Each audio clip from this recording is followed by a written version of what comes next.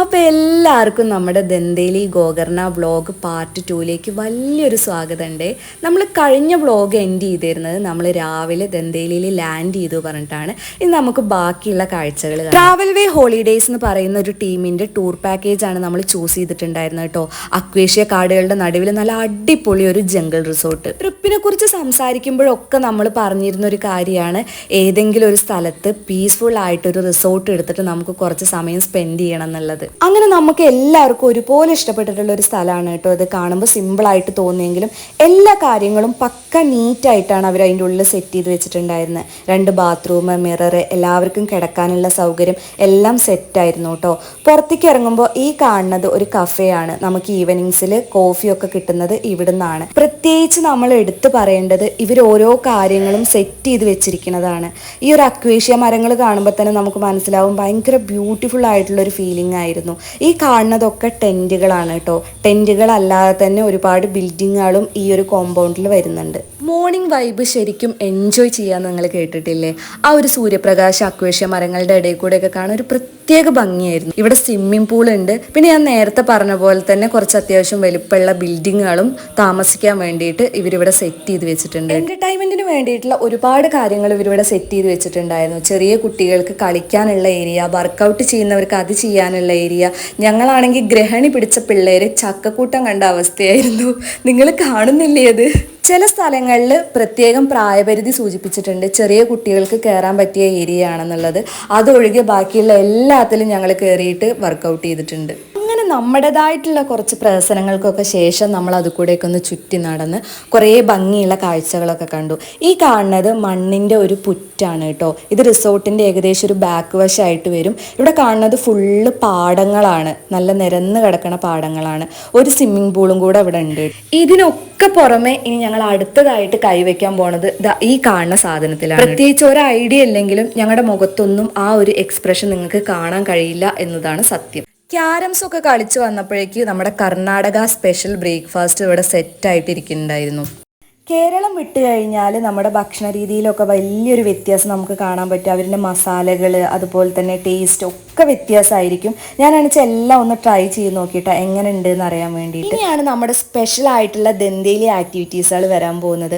Water rafting ആയിട്ടും adventure ആയിട്ടുള്ള കാര്യങ്ങളായിട്ടും ഒരുപാട് കാര്യങ്ങൾ നമുക്ക് എക്സ്പ്ലോർ ചെയ്യാനുണ്ടായിരുന്നു. നമുക്ക് എല്ലാവർക്കും ഒരുപോലെ സന്തോഷം തന്നിട്ടുള്ള കാര്യം എന്താണെന്ന് വെച്ചാൽ നമ്മുടെ കൂട്ടത്തിലുള്ള നമ്മുടെ കൂട്ടുകാർക്ക് ചില കാര്യങ്ങളിനോടൊക്കെ പേടിയുണ്ടാവും. നമുക്കത് ചെയ്യണോ വേണ്ടേ എന്നുള്ളൊരു ടെൻഷനൊക്കെ. പക്ഷെ നമ്മളെല്ലാവരും കൂടെ നിന്നിട്ട് എല്ലാ കാര്യങ്ങളും എക്സ്പ്ലോർ ചെയ്യാൻ വേണ്ടിയിട്ട് നമ്മൾ ശ്രമിച്ചിട്ടുണ്ട്.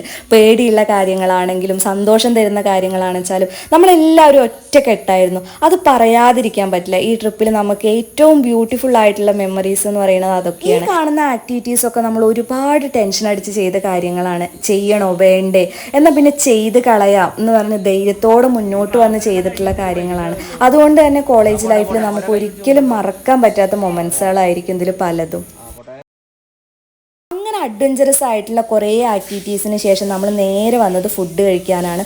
പുറത്ത് നല്ല വെയിലായിരുന്നു, നല്ല ചൂടുണ്ടായിരുന്നു, നല്ല വിശപ്പും ഉണ്ടായിരുന്നു.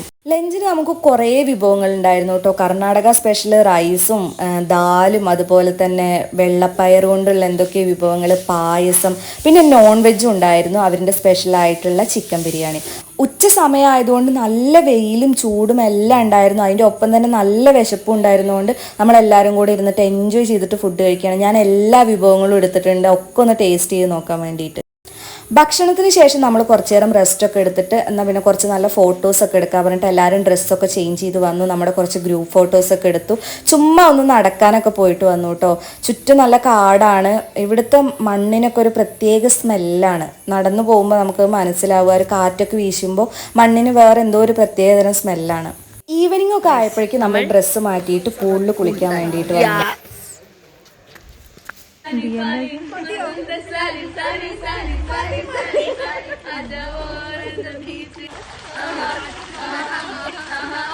സ്കൂളിലെ കുളി കഴിഞ്ഞിട്ട് നമ്മൾ നേരെ റെയിൻ ഡാൻസ് കളിക്കാൻ വേണ്ടിയിട്ടാണ് പോയത്. അടിപൊളിയായിരുന്നു. അങ്ങനെ റെയിൻ ഡാൻസും കഴിഞ്ഞിട്ട് നമ്മൾ നേരെ ഡ്രസ്സൊക്കെ ചേഞ്ച് ചെയ്തിട്ട് ഫുഡ് കഴിക്കാൻ വേണ്ടിയിട്ട് വന്നിരിക്കുകയാണ് കേട്ടോ.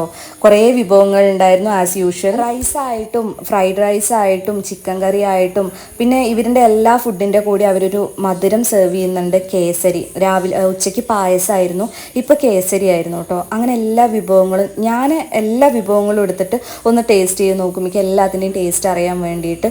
കുഴപ്പമില്ലായിരുന്നു, അങ്ങനെ മോശം എന്ന് പറയാനുള്ള ഒന്നുമില്ല, എല്ലാം നല്ല ടേസ്റ്റ് ആയിരുന്നു. നമ്മളെല്ലാവരും കുറേ നേരം വർത്താനം പറഞ്ഞിട്ട് നമ്മൾ നല്ല എൻജോയ് ചെയ്തിട്ട് ഫുഡ് കഴിക്കുകയാണ്. നമ്മൾ ക്യാമ്പ് ഫയറിന് വേണ്ടി പുറപ്പെടുകയാണ്. അടുത്തതായിട്ട് നമ്മുടെ ക്യാമ്പ് ഫയർ ആയിരുന്നു കേട്ടോ. ആ ഒരു അക്കേഷ്യ മരങ്ങളുടെ നടുക്ക് തീയൊക്കെ ഇട്ടിട്ട് നമ്മൾ 4 വയസ്സ് ഇരുന്നിട്ട് അന്താക്ഷരി കളിക്കുകയായിരുന്നു. ആ ഒരു സമയത്താണ് നമ്മൾ മനസ്സിലാക്കിയത് നമ്മുടെ ടീച്ചേഴ്സൊക്കെ എത്ര ആക്റ്റീവാണെന്ന്. നമ്മുടെ പിള്ളേരെ പോലെ തന്നെ അവർ ചേഞ്ച് ആവുന്ന കുറേ മൊമെൻറ്റ്സുകളുണ്ട്. നമ്മളെക്കാട്ടിലും എനിക്ക് തോന്നുന്നു എൻജോയ് ചെയ്തത് അവരായിരിക്കും. ആ ഒരു മൊമെൻറ്റ്സിൽ നമ്മൾ പാട്ടൊക്കെ പാടുമ്പോൾ അവരതിൻ്റെ കൂടെ നമ്മളെ സപ്പോർട്ട് ചെയ്തിട്ട് ഭയങ്കര സ്വീറ്റ് ആയിട്ടുള്ള മൊമെൻറ്റ്സ് ആയിരുന്നു അതൊക്കെ. അങ്ങനെ ഈ ഒരു ക്യാമ്പ് ഫയറോട് കൂടിയിട്ട് പാർട്ട് 2 ഇവിടെ അവസാനിക്കുകയാണ്. പാർട്ട് 3 ആയിട്ട് ഞാൻ ഉടൻ വരും. ബൈ.